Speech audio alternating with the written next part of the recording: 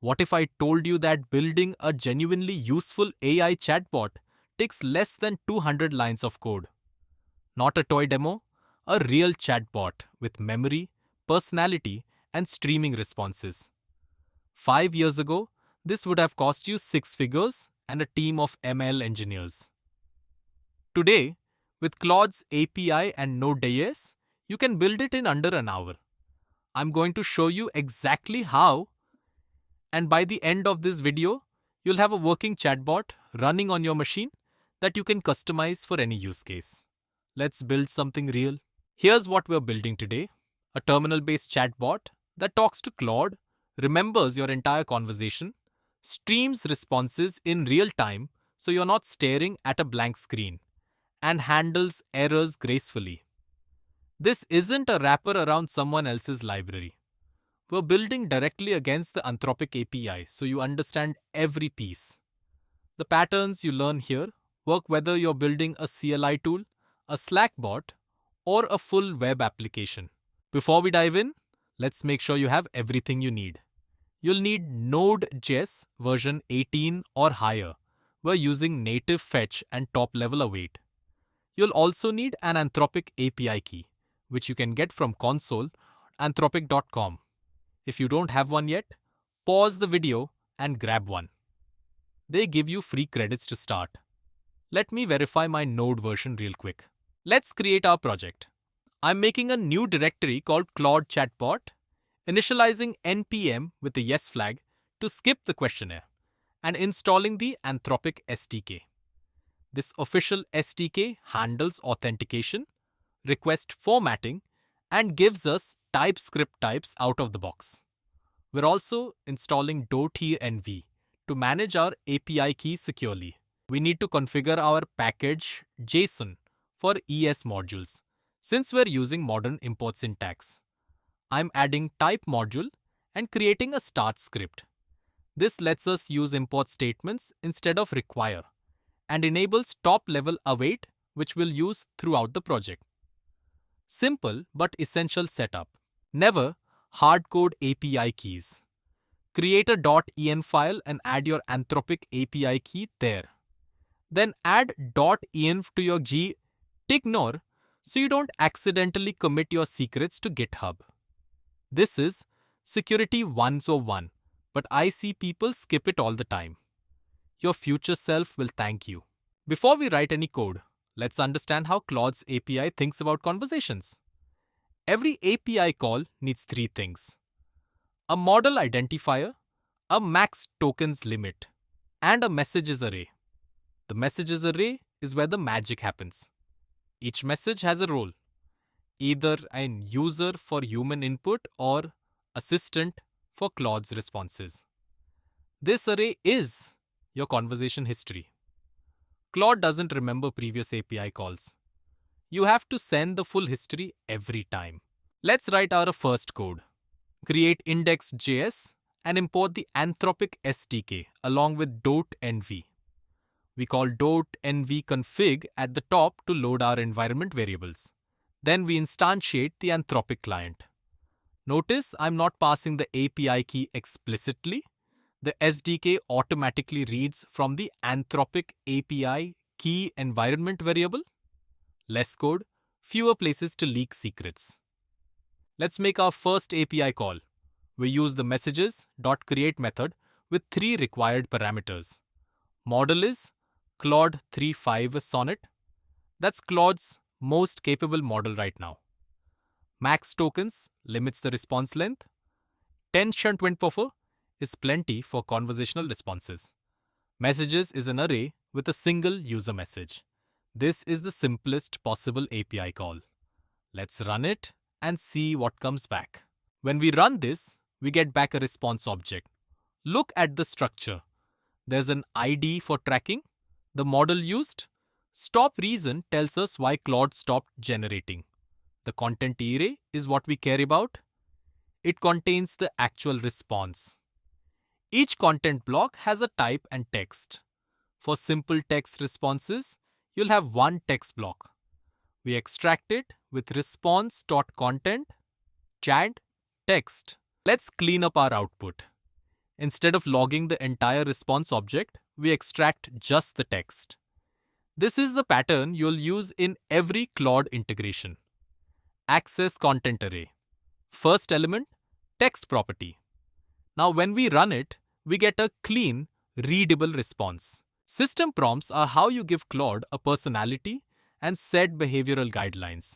It's a separate parameter, not part of the messages array. Think of it as the instructions Claude reads before seeing the conversation. Here, I'm telling Claude to be a helpful coding assistant that gives concise answers with code examples. This shapes every response. You can make Claude formal, casual, technical, or playful, all through the system prompt. Look at the difference the system prompt makes. When I ask how to reverse a string, Claude now gives me exactly what I asked for. A concise explanation with a working code example. No preamble about the history of string manipulation, no 5 different approaches, just the answer. This is the power of a well-crafted system prompt. Here's where it gets interesting. Claude doesn't remember previous API calls. Every request is stateless. But we can simulate memory by maintaining a conversation history array on our side. We push each user message and Claude's response into this array, then send the entire history with every new request. This is how every chatbot works under the hood. Let me show you the structure. Let's test our memory system with a multi-turn conversation. I'll ask Claude about variables in Python, then follow up with a question that only makes sense if Claude remembers the first exchange. Watch. I ask, what about constants? Without mentioning Python, Claude should understand from context that I'm still talking about Python. And there it is. Memory working perfectly. The first response explains Python variables.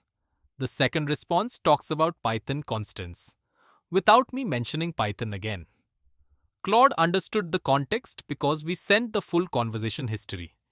Notice the history length is 4. 2 user messages and 2 assistant responses. This is the foundation of any conversational AI. Now let's build a proper interactive interface. Node's readline module gives us a way to read user input from the terminal. We create an interface connected to standard input and output, set up a prompt string, and recursively call ourselves to keep the conversation going. This pattern works for any CLI chatbot. Let's take our chatbot for a spin. I start it up, ask a question, get a response, ask a follow-up, and the context carries through. This is a fully functional chatbot in under 50 lines of code. Type exit to quit cleanly. Simple, but this is the exact same pattern used by ChatGPT's interface. There's an issue with our current setup. When Claude generates a long response, you're staring at a blank screen for several seconds.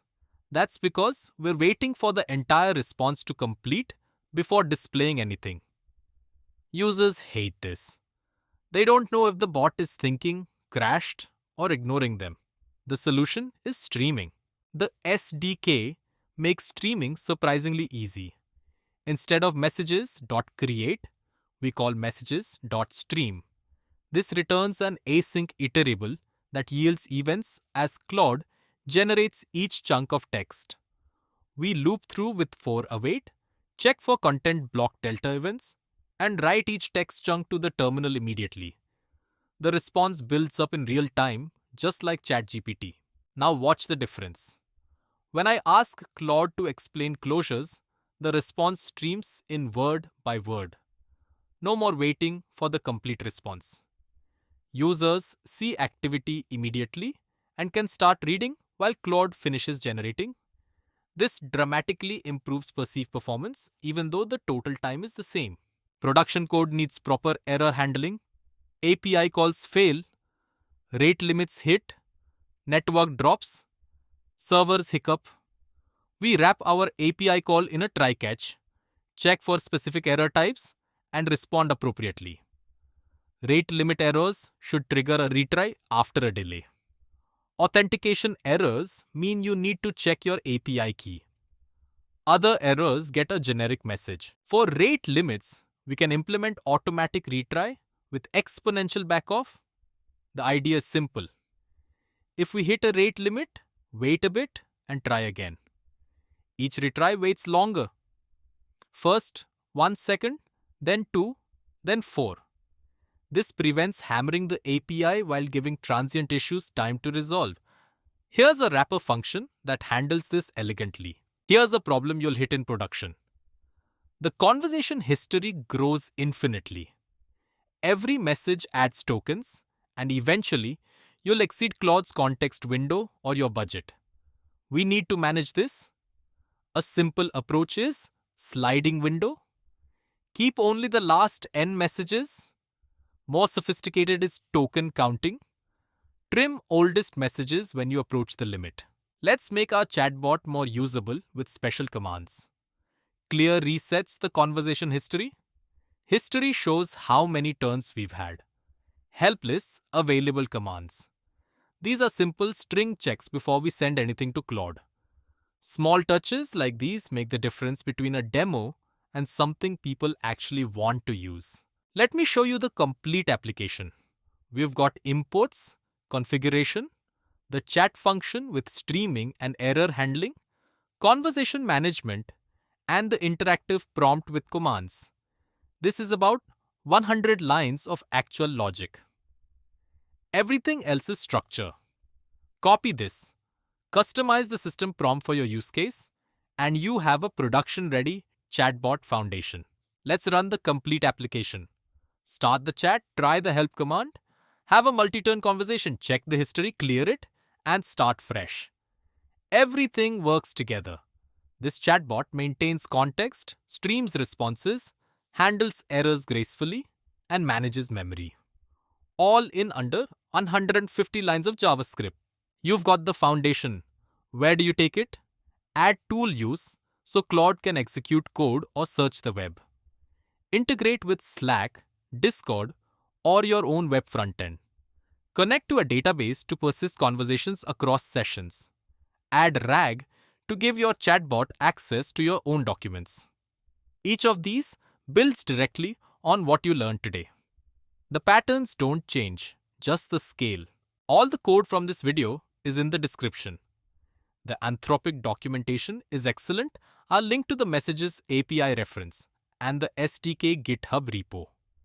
If you want to go deeper on any of these topics, check out the AI engineering playlist on this channel. We cover tool use, RAG systems, and multi-agent architectures, all with practical, runnable code. Let's recap what you built today. First, you learned how Claude's messages API works. The model parameter, the messages array that holds your conversation, and how system prompts shape Claude's personality. Second, you implemented conversation memory by maintaining history on your side and sending it with every request.